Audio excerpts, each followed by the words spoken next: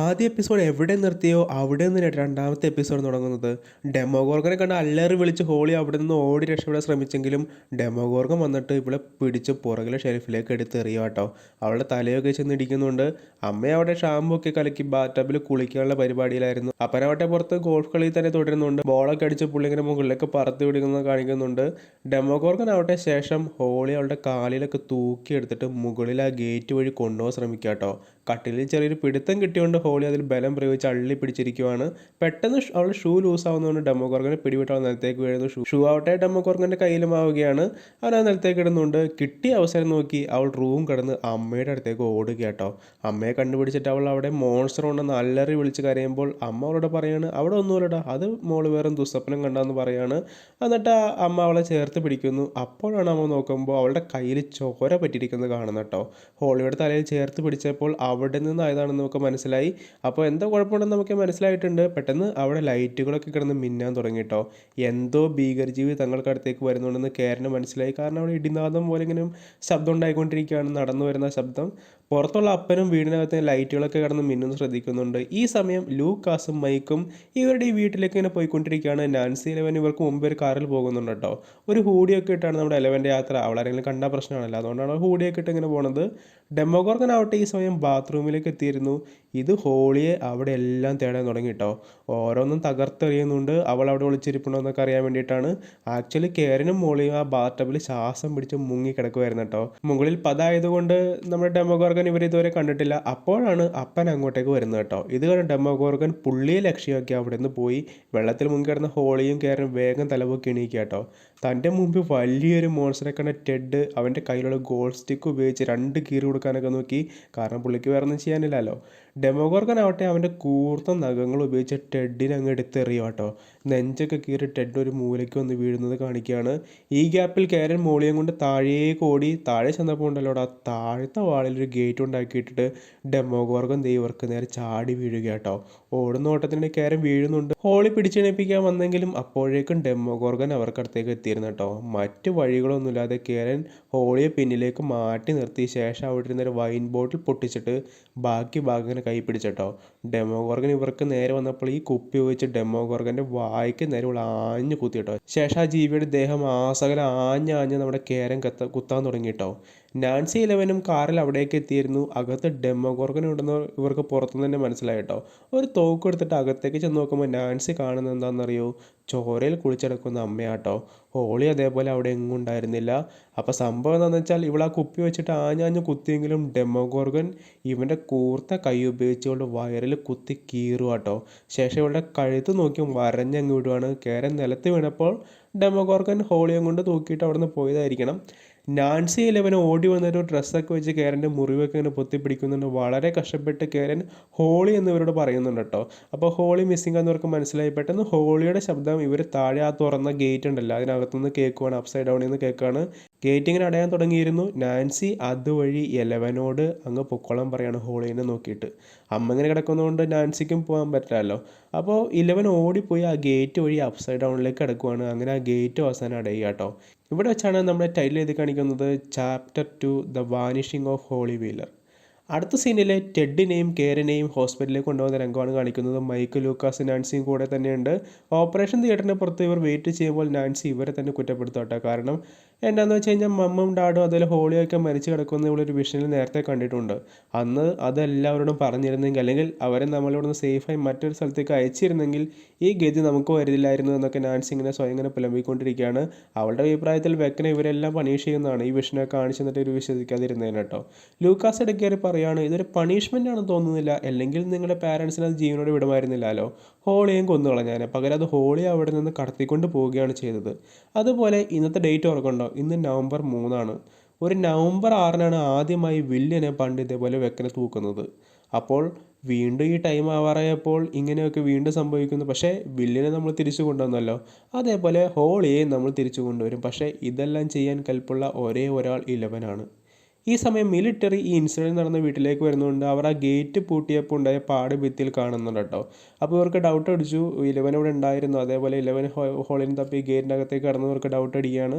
സംഭവം ഇവരുടെ മകൾ മാത്രമാണ്, അതായത് നാൻസി മാത്രമാണ് കണ്ടതെന്ന് വേറൊരു ഓഫീസറോട് ഈ സർജൻറ്റ് ചോദിക്കുമ്പോൾ പറയുകയാണ് ആ കുട്ടി മാത്രമാണ് ഉണ്ടായിരുന്നതെന്നാണ് ആ ഓഫീസർ പറയണത്. ആ ഓഫീസർ അവിടെ പരിസരങ്ങളിലുള്ള എല്ലാ CCTVകളുടെയും ഫൂട്ടേജ് എടുക്കാനൊക്കെ പറയുന്നുണ്ട് കേട്ടോ. ഇലവൻ ഈ സമയം ഇവളുടെ പവർ ഉപയോഗിച്ച് ഹോളിയെ കണ്ടെത്താൻ അപ്സൈഡ് ഡൗൺ ശ്രമിച്ചെങ്കിലും കഴിഞ്ഞില്ല കേട്ടോ. അവൾ അങ്ങനെ ആ കാട്ടിലൂടെ നടക്കുമ്പോൾ പെട്ടെന്ന് ഒരു അനക്കം കേട്ട് ഒളിച്ചു നിൽക്കുകയാണ്. ആ ശബ്ദം അടുത്തടുത്ത് വരുമ്പോൾ ഇവൾ ഈ പവർ ഉപയോഗിച്ച് വരുന്ന ആളെ പറപ്പിക്കുക കേട്ടോ. പക്ഷെ പറന്നത് വേറെ ആരായിരുന്നില്ല, നമ്മുടെ ഹോപ്പർ ആയിരുന്നു കേട്ടോ. യോ എന്ന് പറഞ്ഞിട്ട് അവൾ ഓടിച്ചെന്ന് ഹോപ്പർ പിടിച്ചെണീപ്പിക്കുകയാണ്. ഇലവനോടെ കണ്ടപ്പോൾ ഹോപ്പർ പെട്ടെന്ന് സർപ്രൈസ് ആവുക കേട്ടോ. അവൾ നടന്ന കാര്യങ്ങളെല്ലാം ഹോപ്പറോട് പറയുന്നുണ്ട്. അവിടെ അടുത്തുള്ളൊരു മരത്തിൽ ഡെമോഗോർഗന്റെ ബ്ലഡ് കണ്ട ഇലവൻ ആ ജീവി ദൂരേക്ക് എങ്ങ് എത്തിയിട്ടില്ല എന്ന് മനസ്സിലാക്കി. കാരണം കേരൻ അതിനെ മുറിവേൽപ്പിച്ചത് കാരണം അത്ര സ്പീഡിലല്ല പോകുന്നത് കേട്ടോ. കൂടാതെ പോകുന്ന വഴിയിലേക്ക് ബ്ലഡും പല പല സ്ഥലങ്ങളിലുണ്ട്.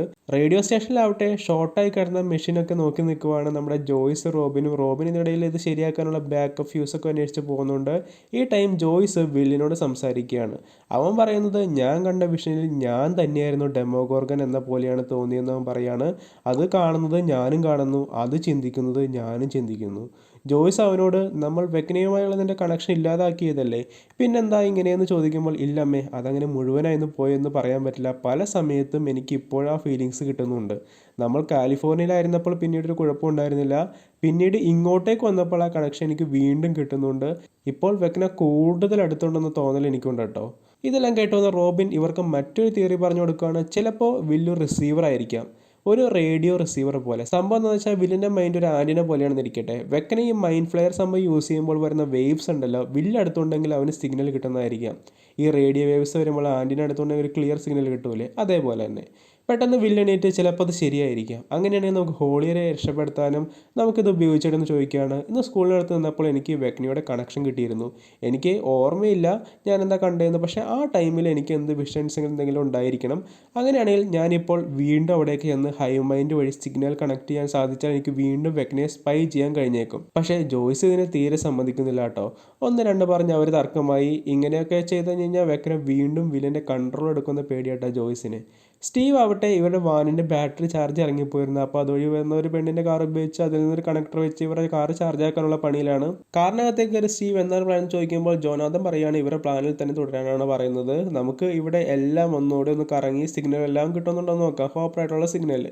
സ്റ്റീവ് അപ്പോൾ ഇടയ്ക്ക് കയറി നമുക്ക് നാൻസി ഒന്ന് പോയി കണ്ടാലോ എന്നൊക്കെ ചോദിക്കുന്നുണ്ട്. അവർക്കൊരു പൂവൊക്കെ കൊണ്ടുപോയി കൊടുത്താലോ എന്നൊക്കെ ചോദിക്കുന്നുണ്ട്. അപ്പോൾ ജോനാഥൻ പറയുകയാണ് ഈ രാത്രിയെങ്കിലും നിനക്ക് ഈ നാൻസിയുടെ അറ്റൻഷൻ കിട്ടാനുള്ള പരിപാടി നിർത്തുന്നത് സ്റ്റീവിനോട് പറയുകയാണ്. അങ്ങനെ ഒന്ന് രണ്ടും പറഞ്ഞ് തർക്കിച്ചിരിക്കുമ്പോഴാണ് സ്റ്റീവ് ആ ഒരു കാഴ്ച കാണുന്നത്. നമ്മുടെ മൂക്കിന് ചുറ്റും ചോരയൊക്കെ ഒലിപ്പിച്ച് നമ്മുടെ ഹെൻഡേഴ്സൺ അതോ സൈക്കിളും തള്ളി നടന്നു വരിക കേട്ടോ. അപ്സൈഡ് ഡൗണിലാവട്ടെ ഇവൻ അങ്ങോട്ടേക്ക് വന്നത് ഹോപ്പറിന് തീരെ പിടിച്ചിട്ടില്ല. പിന്നെ ഇവൾ നാൻസിയുടെ കുറേ കാറിലൊക്കെ വന്നല്ലോ. മിലിറ്ററി എങ്ങനെ ഇവളെ കണ്ടാൽ പിന്നെ അത് മതി, എല്ലാം കൂടി കിട്ടിയതൊക്കെ എടുത്ത് ഇവളെ പിടിക്കാൻ ഇങ്ങോട്ടേക്ക് വരുമെന്നൊക്കെ അവൻ പറയുന്നുണ്ട്. ഇലവൻ ഹോപ്പറിനോട് എനിക്ക് വേറെ വഴിയൊന്നുമില്ലായിരുന്നു, പിന്നെ ഞാനൊരു ഹൂഡിയാണ് ധരിച്ചിരുന്നത്, എന്നെ മനസ്സിലാവാൻ വഴിയില്ല. അതേപോലെ ഡെമോഗോർഗൻ ഹോളിയെ കൊണ്ടുപോയത് വെക്കനയുടെ അടുത്തേക്കാവാം, എവിടെയും എൻ്റെ പവർ എത്താത്തടുത്ത്. അപ്പോൾ വെക്കന എവിടെയുണ്ടോ ഹോളിയും അവിടെ തന്നെ കാണുമെന്ന് പറയുകയാണ്. ഇലവൻ നോക്കുമ്പോൾ ഇത്തവണ നിലത്ത് ബ്ലഡ് കൂടുതലുണ്ട് കേട്ടോ. ആ ജീവി അവശനാണെന്ന് ഇലവന് മനസ്സിലായി. അവർ ആ ലീഡ് പിടിച്ച് ഡെമോഗോർഗനെ നോക്കി അങ്ങ് പോവുകയാണ്. ലൂക്കാസ് നടന്ന കാര്യങ്ങളെല്ലാം മാക്സിനോട് പറയുന്നുണ്ട് കേട്ടോ. ഈ ഫൈനൽ യുദ്ധം ജയിക്കണമെങ്കിൽ നമ്മുടെ ടീം എല്ലാം ഇലവൻ്റെ കൂടെ വേണം. മാക്സ്, നീ ജീവിതത്തിലേക്ക് തിരിച്ചു വരുന്നുണ്ടെങ്കിൽ അതിനെ പറ്റിയ ഏറ്റവും നല്ല സമയമാണിത്. നിന്നെ ഞങ്ങളെല്ലാവരും മിസ് ചെയ്യുന്നുണ്ടെന്ന് പറയുകയാണ്. ഹോസ്പിറ്റലിൽ മൈക്ക് നാൻസിയുടെ ഹോളിയുടെ ഇമേജിനറി ഫ്രണ്ടിനെ കുറിച്ച് സംസാരിക്കുകയാണ്. മിസ്റ്റർ വാട്സെറ്റ് നമ്മുടെ ഹോളി അങ്ങനെയായിട്ട് പുള്ളിനെ വിളിച്ചുകൊണ്ടെന്ന് വെച്ചത്. മൈക്ക് പറയുകയാണ് ഇന്ന് സ്കൂളിൽ വെച്ചിട്ട് ഹോളിനോട് പറഞ്ഞിരുന്നു അവളുടെ ഇമേജിനറി ഫ്രണ്ട് ഇവളോട് പറഞ്ഞത്രേ ഈ ടൗണിൽ മോൺസ്റ്റേഴ്സ് ഒക്കെ ഉണ്ടെന്നും നിന്നെ ആക്രമിക്കാൻ സാധ്യതയുണ്ട്, സൂക്ഷിക്കണമെന്നും. അങ്ങനെ അയാൾ പറഞ്ഞിട്ടുണ്ടെങ്കിൽ അയാൾ റിയൽ ആണെങ്കിൽ, ഹോളിയുടെ തോന്നൽ അല്ലെങ്കിൽ അയാൾക്ക് കുറേ കാര്യങ്ങൾ അറിയാമായിരിക്കണം. ഹോളി എന്തിന് പിടിച്ചുകൊണ്ട് പോയെന്നോ അവൾ എങ്ങോട്ടേ കൊണ്ടുപോയെന്നൊക്കെ പുള്ളിക്ക് അറിയാമായിരിക്കണം.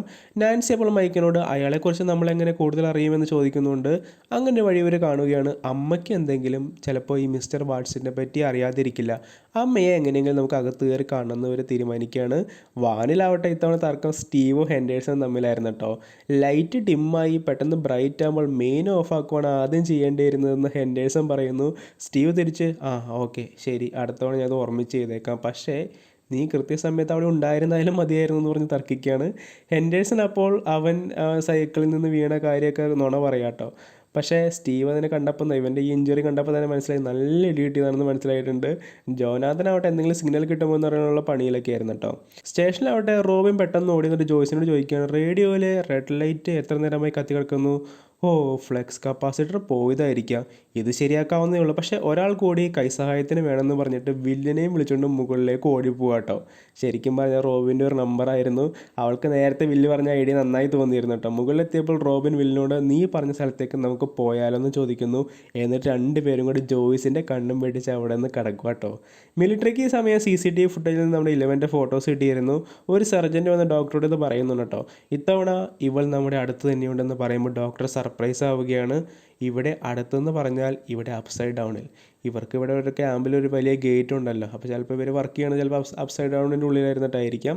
അതേപോലെ അപ്സൈഡ് ഡൗണിലാവട്ടെ നമ്മുടെ ഹോപ്പർ ഇങ്ങനെ നടക്കാൻ ബുദ്ധിമുട്ടെന്ന് കണ്ടപ്പോൾ ഇലവൻ അടുത്ത് നോക്കുമ്പോൾ കാണുന്നത് ഹോപ്പറുടെ വയറിൽ വലിയൊരു മുറിവുണ്ടായിട്ട് കേട്ടോ. നേരത്തെ മറ്റേ ട്രക്ക് ഇടിച്ച് നിന്നപ്പോൾ പറ്റിയൊരു മുറിവാണ്. അവൾ വേഗം എൻ്റെ ബാഗിലുള്ള മരുന്നൊക്കെ വെച്ച് മുറിവൊക്കെ കെട്ടി വെച്ച് കൊടുക്കുകയാണ്. പെട്ടെന്ന് ഇവരടുത്തുനിന്ന് വലിയൊരു മുരൾച്ച കേൾക്കുക കേട്ടോ. ഇവർ വേഗം കെട്ടിപ്പറക്കി ആ ഭാഗത്തേക്ക് കടന്നു. ഹോസ്പിറ്റലിൽ അവിടെ നാൻസിയും മൈക്കും അവിടുത്തെ ഡോക്ടറോട് അമ്മയെ കാണാൻ അനുവാദം ചോദിച്ചെങ്കിലും പുള്ളി അനുവാദമൊന്നും കൊടുത്തില്ല. അമ്മയുടെ സർജറി ഇപ്പോൾ കഴിഞ്ഞതല്ലേ ഉള്ളൂ, അവൾക്ക് സംസാരിക്കാനൊന്നും കഴിയുന്നതെന്ന് ഡോക്ടർ പറയുന്നത്. ഈ സമയം വില്ലും റോബിനും വില്ല് പറഞ്ഞ സ്ഥലത്തേക്ക് പോയിക്കൊണ്ടിരിക്കുക കേട്ടോ. റോബിൻ രാവിലെ മറ്റേ വിക്കിയുമായിട്ടുള്ള മറ്റേ കിസ്സിങ് സീൻ വില്ലിനെ പറഞ്ഞ് മനസ്സിലാക്കുന്നു, നീ ആരോട് പറയുന്നൊക്കെ പറയുന്നുണ്ട്. പക്ഷേ വില്ല് ആവട്ടെ ഹേയ് ഞാനൊന്നും കണ്ടില്ല, ഞാൻ ഹോസ്പിറ്റലിൽ ഉണ്ടായിരുന്നില്ല എന്നൊക്കെ പുള്ളി പറഞ്ഞിട്ട് തടി തപ്പുവാണ്. ഒരു സ്ഥലത്തെത്തിയപ്പോൾ വില്ലിന് അവൻ കണ്ട ആ ഒരു വിഷൻ ഉണ്ടല്ലോ, നേരത്തെ സ്കൂളോട് വെച്ചിട്ട് സ്പിൻ ചെയ്യണ ഒരു വിഷൻ ഉണ്ടായിരുന്നില്ലേ, അവനത് വീണ്ടും കാണുക കേട്ടോ. അതിനിടയിൽ അപ്പോൾ അവൻ ഓർക്കുമ്പോൾ കുട്ടികളുടെ സൗണ്ടൊക്കെ കേട്ടായിട്ട് അവൻ ഓർക്കുന്നുണ്ട്.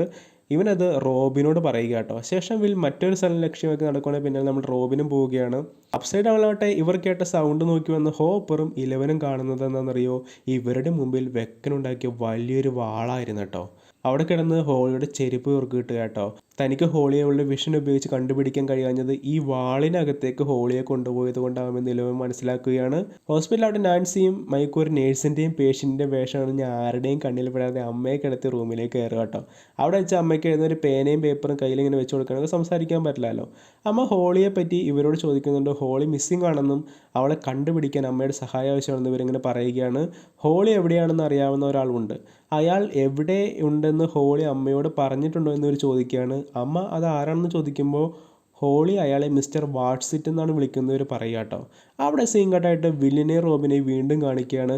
അവരിങ്ങനെ കാടെ കിടന്ന് നേരത്തെ ആ ഹോളിയുടെ ആ ഒരു സ്കൂളിലേക്ക് ഉണ്ടല്ലോ, ഇവർ ആ സ്കൂളിലേക്ക് ആ ഒരു ഭാഗത്തേക്ക് എത്തിയിരുന്നു. വിൽ റോബിനെ അവിടെ കറങ്ങുന്ന കുട്ടികൾ കളിക്കുന്ന ഒരു സാധനം ഇങ്ങനെ കാണിച്ചു കൊടുക്കുക കേട്ടോ. ഹോസ്പിറ്റലാവട്ടെ അമ്മ എഴുതി ഇവരോട് പറയുന്നുണ്ട്, ടീച്ചർ വിളിപ്പിച്ച കാര്യങ്ങൾ ഇവൾ തനിയെ സംസാരിച്ചെന്നെല്ലാം പറയുന്നുണ്ട്. വിൽ നേരത്തെ കണ്ട വിഷനിലുണ്ടല്ലോ, ഇവൻ ആകാശം ഇങ്ങനെ സ്പിൻ ചെയ്യുന്നതായിട്ട് ഇങ്ങനെ കണ്ടത്. ആ ടൈമിൽ വിൽ ഇവിടെ ഉള്ളത് പോലെയായിട്ട് അവന് തോന്നിയത്. അപ്പോൾ റോബിൻ ചോദിക്കുവാണ്, എനിക്ക് മനസ്സിലാവുന്നില്ല, ഞാൻ കരുതി നീ ഡെമോഗോർഗൻ്റെ ഐസിലൂടെ മാത്രമേ കാണുകയുള്ളൂ എന്നാണ്. ആക്ച്വലി അവിടെ കിടന്ന് കറങ്ങിയിരുന്ന നമ്മുടെ ഹോളി ആയിരുന്നു കേട്ടോ. വിൽ പറയുവാണ്, വെക്കന അവൻ്റെ ഇരകളെ തേടുമ്പോണ്ടല്ലോ ഇരകളുടെ മൈൻഡ് ഇത് ഇൻവേഡ് ചെയ്യും കേട്ടോ. അപ്പോൾ ഇരകൾ കാണുന്നത് വെക്കനെയും കാണും. വിൽ റോബിനോട് പറയാണ്, സോ ഞാൻ വെക്കനയുടെ ഇരകളുടെ കണ്ണിലൂടെ കാണുന്നുണ്ടെങ്കിൽ അതായത് ഇവൻ ആ സ്പിൻ ചെയ്യണത് കണ്ടത് ഹോളിയുടെ കണ്ണിൽ കൂടി തന്നെയാട്ടോ. ഹോളി കിടന്ന് കറങ്ങിയപ്പോഴാണ് വില്ല് നേരത്തെ കണ്ട വിഷനിൽ ആകാശം ഇങ്ങനെ കറങ്ങുമായിരുന്നല്ലോ. പക്ഷേ അങ്ങനെയാണെങ്കിൽ വിൽസ് ആ സമയത്ത് വെക്കനായിരുന്നു എന്ന് ഇവർ മനസ്സിലാക്കുക കേട്ടോ. അപ്പോൾ വെക്കന ആൾക്കാരുടെ ഈ ഒരു മൈൻഡ് ഇൻവേഡ് ചെയ്യുമ്പോൾ അവരുടെ ഉള്ളിൽ കൂടി കാണും, അത് കണക്ഷൻ കിട്ടിയിട്ട് വില്ലിനും കാണാൻ പറ്റും കേട്ടോ. കേരനാവട്ടെ കുട്ടികളോട് മിസ്റ്റർ വാട്സിറ്റിനെ കുറിച്ച് പറഞ്ഞു കൊടുക്കുകയാണ്. ഹോളി പറഞ്ഞിരിക്കുന്ന ആളുടെ എപ്പോഴും ഒരു പോക്കറ്റ് വാച്ച് കാണും, നല്ല പൊക്കമുണ്ടായിട്ട് തൊപ്പിയൊക്കെ വെച്ചിട്ട് കേട്ടോ. അപ്പോൾ നമ്മുടെ ഇവർ ചോദിക്കുകയാണ്, ഹോളി അയാളുടെ യഥാർത്ഥ നെയിം എന്തെങ്കിലും പറഞ്ഞിരുന്നെന്ന് അമ്മയോട് ചോദിക്കുമ്പോൾ അമ്മ ഓരോരോ ലെറ്ററായിട്ട് എഴുതുക കേട്ടോ. HENERY. അതെ, ഹെൻറി. നമ്മുടെ വെക്കന തന്നെയായിരുന്നു ഹോളിയുടെ അജ്ഞാത ഫ്രണ്ട് കേട്ടോ. ഹെൻറി ഹോളിയെയും കൊണ്ട് ഒരു വലിയ വീട്ടിലേക്ക് കയറി വാതിലടയ്ക്കുവാണ്. നിൻ്റെ ഫ്രണ്ട്സിനും പാരൻസിനുള്ള റൂമൊക്കെ ഈ ഒരു വീട്ടിലുണ്ടെന്ന് പുള്ളി പറയുന്നുണ്ട്. അവിടെ വെച്ചിട്ട് നമ്മുടെ എപ്പിസോഡ് തീരും കേട്ടോ. അപ്പോൾ അടുത്ത എപ്പിസോഡായിട്ട് നമുക്ക് അടുത്ത ദിവസം തന്നെ കാണാം. അപ്പോൾ അതുവരെ ബൈ ബൈ.